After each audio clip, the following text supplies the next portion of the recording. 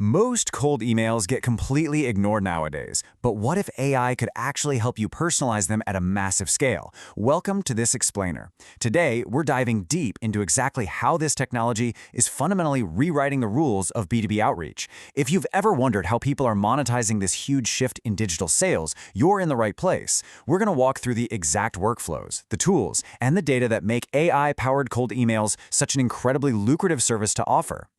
But before we get to the fun stuff, let's start with a really provocative question.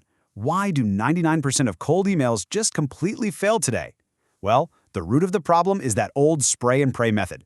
You know the one, writing a single generic template and just blasting it out to 10,000 people. That approach is entirely dead. And the reason why? It might actually surprise you.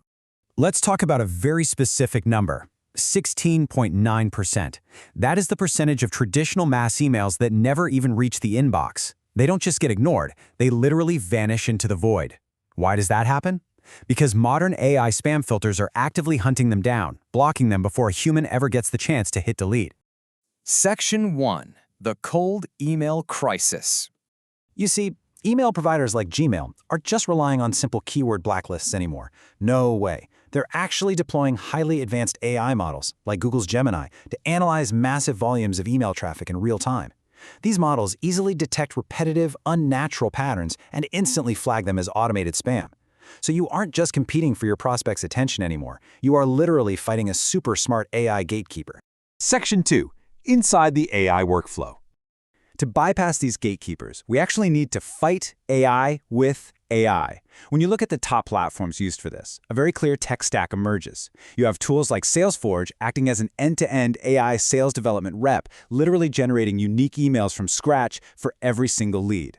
Then you've got Clay, which is just an absolute powerhouse for data enrichment, pulling from over 150 external sources to give your AI the raw facts it needs. And finally, Instantly, which is fantastic for managing high-volume automated sending sequences. Combine these, and you've got an unbeatable outbound engine. Section 3. Personalization at scale. Back in the day, outreach was basically, hi, bracket first name bracket, we do X, want a demo? AI spam filters will completely destroy that today. But with dynamic AI, there are absolutely no placeholders. Instead, the AI actually reads the prospect's LinkedIn profile, looks at their job history, scans their recent company website activity, and dynamically writes a totally custom message. So to the email providers, every single message leaving your outbox looks exactly like a unique, hand-typed, genuine human conversation. But here's the catch. AI needs fuel to do this. That means your data must be absolutely pristine. The AI specifically needs things like the prospect's LinkedIn profile URL and their company website URL. Without those specific links, the AI has zero context to research and absolutely nothing to personalize with. If you just feed it a name and an email address, it's just going to spit out generic garbage. Oh, and you definitely need to validate those email addresses and clean up the first names too. Section 4. Building a paid service. So how do we actually monetize this? What makes this so viable as a business model is the hard empirical data behind it. We actually have data from a rigorous, real-world simulation by Utrecht University. They measured exactly how humans respond to AI-personalized emails versus generic ones in a corporate setting. And the results are eye-opening. Think about the sheer scale of the jump here. Generic emails pulled in a 13% click-through rate and a measly 2% conversion rate. But when AI personalization was applied, click-throughs skyrocketed to 57%, and conversion rates leaped to an incredible 20%. That's a tenfold increase in end results. It's a total game changer. And those numbers translate directly into a highly lucrative pricing strategy.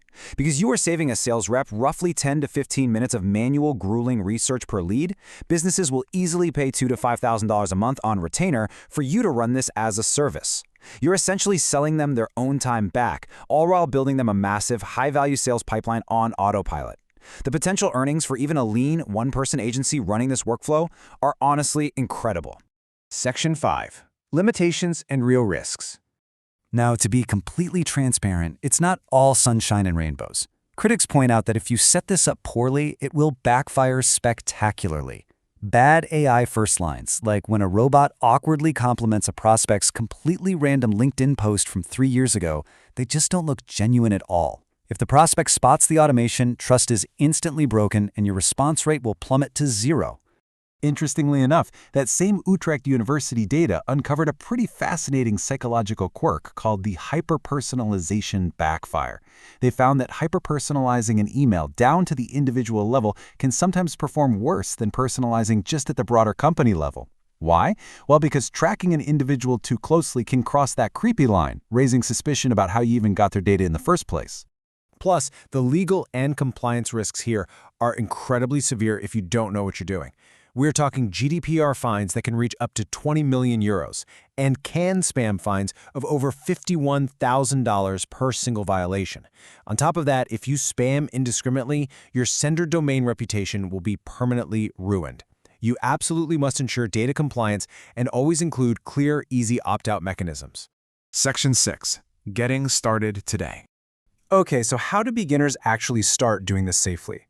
The standard workflow breaks down into 4 straightforward steps. First, set up and clean your lead data. Second, build highly specific product profiles. Third, choose between partial or full AI personalization.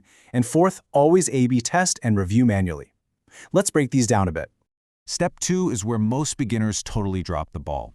It's the product profile secret. You have to give the AI context about the product it's selling, otherwise it has nothing to connect the prospect's data to. The biggest mistake is feeding the AI fluffy, jargon-filled marketing language.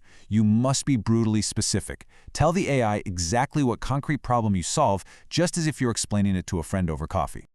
Next up, you need to make a strategic choice, partial or full personalization.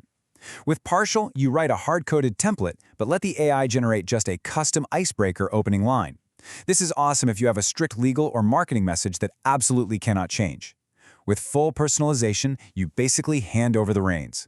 The AI takes your product profile, takes the lead's data, and writes a completely unique email from top to bottom for every single recipient. Finally, stick to these best practices religiously. Always have a generic fallback template in case a lead's LinkedIn URL is broken. Validate your email list beforehand so you don't hit bounce traps. Crucially, manually review the first 10 to 20 AI-generated emails with your own eyes before you hit send. This is the absolute best way to ensure the tone isn't robotic and your domain stays safe. And as replies start rolling in, label them as positive or negative to help train the model over time.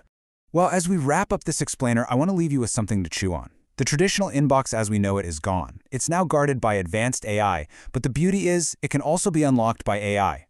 The rules of engagement have completely changed, and the folks who master these automated workflows are the ones building massive revenue right now. So the real question is, how will you adapt your strategy to meet the future? Thanks so much for tuning in, and I'll catch you in the next explainer.